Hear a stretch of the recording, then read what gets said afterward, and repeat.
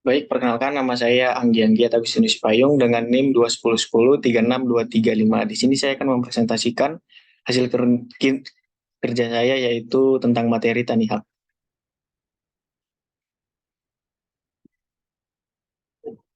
Di mana latar belakang Tanihub ini sendiri yaitu Kementerian Komunikasi dan Informatika mendorong arus teknologi ke sektor pertanian, peternakan, dan perikanan mulai membuahkan hasil. Menteri Komunikasi dan Informatika Rudiantara menyatakan telah membawa startup pertanian seperti Tanihub. Hasilnya tercipta forum digital yang membantu para penyuluh-penyuluh Kementerian Pertanian yang dapat saling berkonsultasi masalah-masalah pertanian di masing-masing daerah yang memiliki perbedaan kondisi geografis. Ujungnya, para penyuluh ini dapat memberikan konsultasi lebih mendalam kepada petani di daerahnya, seperti konsultasi soal jenis tanaman apa yang paling cocok untuk ditanami, sehingga membuat tingkat kesuksesan panen menjadi lebih tinggi.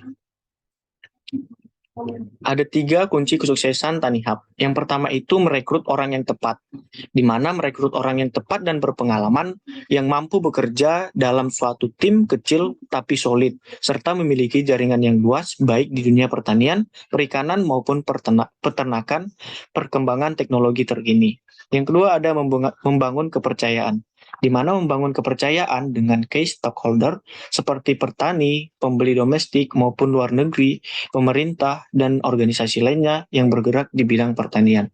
Yang ketiga ada menerapkan strategi, di mana menerapkan strategi ini marketing dan offline marketing yang efektif dan efisien untuk mengejar pertumbuhan yang tinggi. Tujuan dari Tanihub itu sendiri yaitu berangkat dari masalah itu, akhirnya terbentuk Tanihub yang bertujuan untuk menciptakan dan memajukan ekosistem pertanian di Indonesia. Jelasnya, selain itu tujuan Tanihub lainnya adalah mengubah mindset anak muda mengenai pertanian sehingga mereka mau berkontribusi untuk perkembangan pertanian di Indonesia. Bisnis model kanvas BMC Tanihub.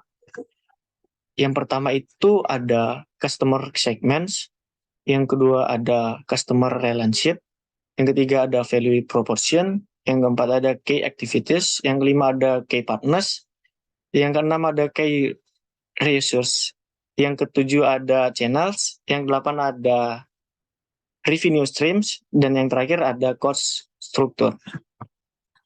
Promosi aplikasi Tanihub.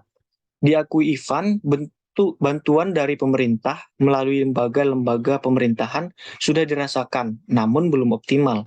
Hal itu mengingat Tanihub baru beroperasional kurang dari 2 tahun, sehingga kata dia masih membutuhkan waktu lebih lama untuk melakukan optimalisasi dalam koordinasi dan kolaborasi dengan beberapa lembaga pemerintah. Sementara itu di sektor perikanan, selain startup yang baru mulai berdiri adalah Jala. Menurut Liris, idenya berasal dari Henry Aryo yang juga co-founder Jala dan sebelumnya telah menjadi penambak udang selama 16 tahun. Awalnya Aryo bertambak udang window di Pekalongan, namun sayang bisnis ini belum maksimal dan kemudian diterpa penyakit udang yang menyebabkan gagal panen. Lalu pada tahun 2013, awal dia mulai bertambak lagi. Kali ini udang Fanime dibantul dengan hasil yang cukup baik namun tidak stabil. Aryo tidak ingin mengulang hal yang sama saat dirinya bertambak di Pekalongan, yaitu manajemen air yang terkontrol, sebab merupakan elemen utama dalam kesuksesan budidaya udang. Hal ini menginspirasi Aryo membuat sistem monitoring, lalu terbentuklah sistem Bulbang Reksa pada awal 2015 yang kini menjadi Jala. Pada awal 2016, Jala melakukan market survei ke 100 petambak di Jawa, Bali, Madura, dan menemukan problem yang hampir mirip dengan permasalahan yang dihadapi Aryo. Edukasi kepada Tanihub, yaitu guna mendorong terciptanya ekosistem digital di industri pertanian dan perikanan yang berkesinambungan dengan para pelaku startup. Kominfo melakukan edukasi kepada petani dan nelayan. Salah satu membuat rangkaian festival di TIK yang diadakan pada akhir November 2017. Dalam acara itu terdapat aktivitas workshop petani go online yang diikuti oleh 100 orang petani dan masyarakat sekitar lokasi di Palembang, Jawa Tengah. Hingga akhir tahun ini, Kominfo menargetkan 300.000 nelayan dan petani telah go online.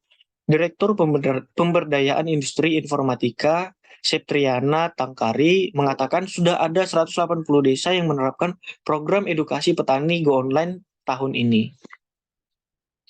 Berikut video edukasi Tani Hub untuk pemuda masa kini.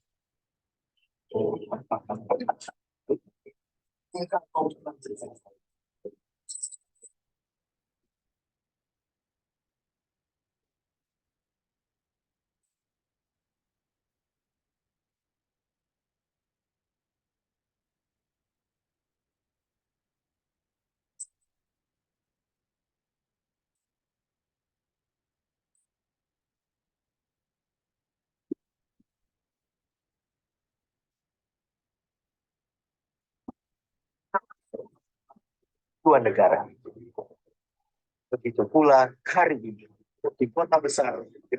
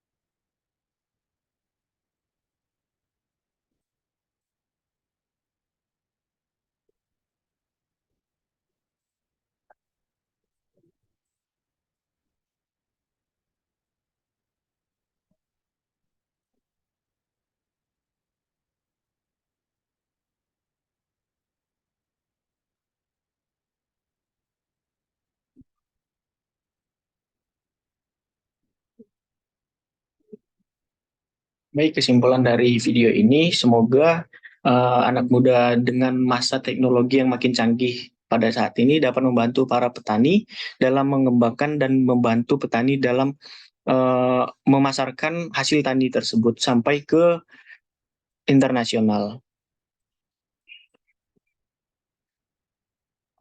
Sekian hasil presentasi dari saya, lebih dan kurangnya saya ucapkan terima kasih.